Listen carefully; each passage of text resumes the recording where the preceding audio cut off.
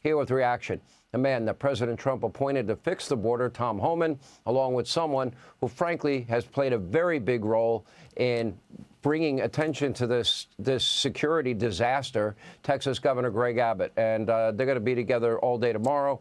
Tom, you heard this mayor out there in Colorado. I want to get your reaction to it. And I want you to be clear about who has jurisdiction, the federal government or state and local governments. And if you're a sanctuary state or city, are you breaking the law? You're absolutely breaking the law. All you have to do is look at Arizona versus U.S. You'll see these breaking the law. But look, me and the Denver mayor, we agree on one thing. He's willing to go to jail. I'm willing to put him in jail. Because there's a statute, it's Title 8 United States Code 1324 III, and what it says is, it's a felony if you knowingly harbor and conceal an illegal alien from immigration authorities. It's also a felony to impede a federal law enforcement officer. So if we don't want to help, that's fine. He can get the hell out of the way. But we're going to go do the job. President Trump has a mandate for American people.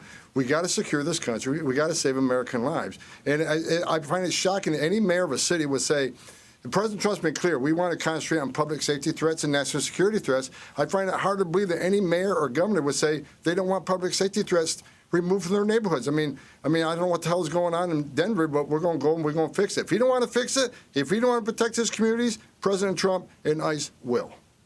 So you will be going into Colorado, Illinois, New York, California, and you are going to uphold the law of the land. That's your commitment. It doesn't matter what these elected politicians threaten or say that they're going to do. We're going to enforce the law, period. And they're not going to stop us. You know, Governor Abbott, I watched you with great frustration do everything imaginable in your power, come up with idea after idea after idea, because you were bearing the brunt of this from the very beginning. And you tried to put up barriers in the beginning, and then you tried to work the courts in the beginning. Then you started flying people out of your state to the sanctuary cities and states, and then all of a sudden, people like Mayor Eric Adams, to his credit, he finally got there, realized maybe this is not such a good idea, wide open borders, because we can't control what's going on here. How frustrating has that been for you? Well, listen, it's very frustrating when we have a country and a president and an administration that are fighting back against the law, inviting all this illegal immigration into our country, bringing those people in who are committing those rapes, those murders, and crushing families across the entire country. So I'm thankful that we finally have a president, President Trump, who's going to enforce the laws of the United States of America.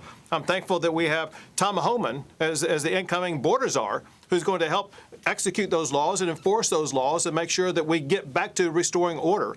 But also, I'm thankful, especially this time of the year, what Tom's going to help me out with tomorrow.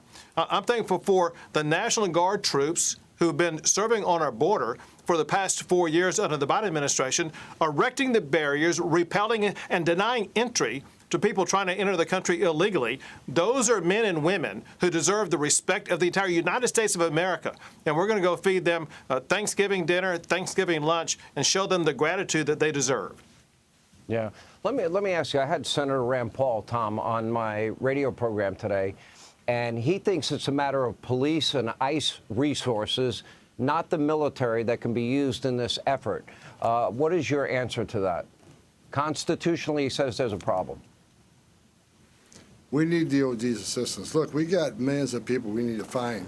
And we got a lot of criminal aliens. We got a lot of national security threats. We need to find these people. It is, I think, DOD, this is national security vulnerability. I think it's the biggest national security vulnerability we've seen since 9/11 because of the over 2 million gotaways.